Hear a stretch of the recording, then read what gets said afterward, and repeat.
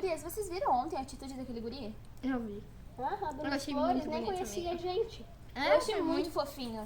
Só que pena que, tipo assim, é só no dia 8 de março, né? Os Exatamente. outros dias eles batem nas mulheres. Então Não, assediam elas, exploram elas. Exatamente. Falam coisas dela por causa da roupa que estão vestindo, ou falam, tipo, só pode ficar atrás de um fogão. Desnecessário isso, né? Isso, muito ruim. É muito machismo.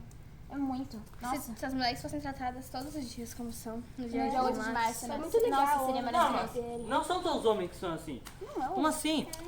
Vocês são muito feministas, mano. que isso? Vocês ficam muito esse mimimi, essa geração que não pode nada. Mas você é um Como deu assim? rosas pra gente. Não, para!